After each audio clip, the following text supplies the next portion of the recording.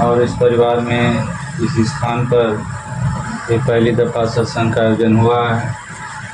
और जैसा कि आपने सुना कि आइडियल ग्लोबल स्पिरिचुअल मिशन की सत्संग है और इसका उद्देश्य और मकसद भी आपके सामने रखा गया। इसका उद्देश्य और मकसद एक ही है कि इंसान बन के जिए।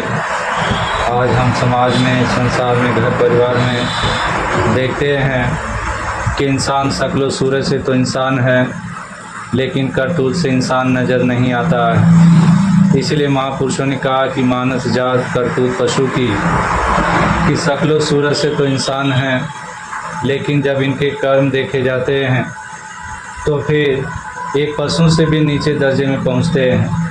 इंसान कितना घृणा, नफरत, बैर से भर गया है, कोई किसी को बर्दाश्त नहीं कर पा रहा है। तो आओ सत्संगत यही अरदास प्रार्थना संत जनों ने करते आए हैं कि इंसानी जन्म की कीमत डालो। और ये कीमत सिक्कों से नहीं पड़ती है, ये कीमत दौलतों से नहीं पड़ती है, ये कीमत हमेशा प्यार से ही डाली गई है। जिन भी संतों महापुरुषों का नाम हम कबीर जी का लेते हैं, मीरा जी का लेते हैं, रविदास जी का लेते हैं, उनके पाठ भी पढ़ते हैं, तो सबने प्रेम की ही पाठ पढ़ाए हैं। कबीर कह रहे हैं 2.5 अक्षर प्रेम का पढ़े सो पंडित होए। तो यहाँ पंडित के माने कोई जात बिरादरी से नहीं है। यहाँ कहने का माने इतना है कि प्रेम के अभाव में इंसान अज्ञानी होता है और उसके जहन में जब प्रेम आ जाता है तो फिर वो विद्वान बन जाता है। वही असल विद्वता है। तो ऐसी असल विद्वता को हर इंसान हासिल करे। सभी जवान, बच्चे, बुजुर्ग कोई भी हो, मोहब्बत के पाठ को पढ़कर जीते हैं तो फिर ये जीवन आलीशान बनता है। किसी से पूछा जाए कि आप जीवन में क्यों इतना मेहनत करते हो, तो सबका एक ही मकसद होता है कि जीवन में चैन और सुकून हासिल करना चाहते हैं, खुशी हासिल करना चाहते हैं। लेकिन देखा जाता है कि जीवन और भी दलदल में धंसा जाता है। कारण क्या है? कारण यही है कि इंसान प्यार से खाली है, नफरत से भरा हुआ है, एक अपने दिल दिमाग को कूड़ेदान बना के रखा है।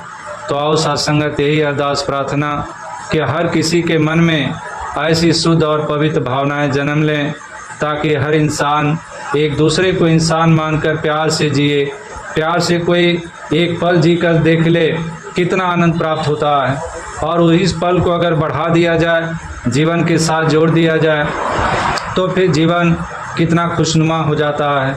इसलिए महापुरुषों ने कहा कि प्रेम न खेती उपजय, प्रेम न हाट बिकाए, राजा प्रजा जय रुचे शीश दे ले जाए।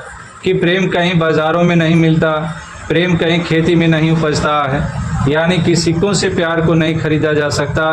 प्यार हमेशा मन का अभिमान मिटा करके प्राप्त किया जाता है। तो आओ सत्संगत यही अरदास प्रार्थना कि हर किसी के जहन में प्यार का बसेरा हो और हर कोई इसी पाठ को पढ़े। हम दिन भर कितने पाठ पढ़ते हैं। दास को तो कभी कभी ताजुब होता है कि अभी किसी को नफ़रत की बात करने की बात कर दो तो इतनी बातें आती हैं कड़वाहट की, तो यही लगता है कि पता नहीं कहाँ इतना कूड़ा रखा है। और अगर प्यार के ऊपर एक शब्द कह दो कि आप भी ज़रा कुछ कहो, तो प्यार के ऊपर एक भी उसके शब्द नहीं आते हैं, उसके जवां पर, वो लब पर वो शब्द नहीं आते हैं। तो कारण यही है कि इंसान नफ़रत से भरा हुआ है। तो नफ़रत हमेशा नुकसान करती आई है। एक यही कहा गया कि प्यार सजाता है गुलशन को और नफ़रत वीरान करे, कि नफ़रत के कारण नुकसान हुए हैं और आज भी हो रहे हैं। तो और सत्संगत यही अरदास प्रार्थना कि हर कोई समय रहते चेत ले और प्यार मोहब्बत से युक्त होकर के अपने इस मनुष्य जन्म की कीमत डाले, वरना ये जन्म पशुओं की भांति बीतता जाता है। नुकसान मनुष्य जन्म का होता है। चंद रोजा जीवन है, नफ़रत का इसमें क्या करना, प्यार से जीना, जीवन को आलीशान बनाना है।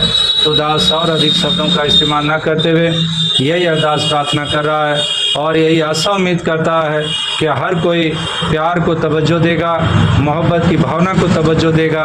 होता है कई दफ़ा कड़वाहट आ जाती है दाएं बाएं से, लेकिन पानी का विरध हमेशा ठंडक ही होती है। तो जो सूझवान समझदार होते हैं वो प्यार ही पेश करते आए हैं। तो हम सभी का यही कर्म और धर्म बन जाए। सत्संगत प्यार से कहना धर्म रहता है।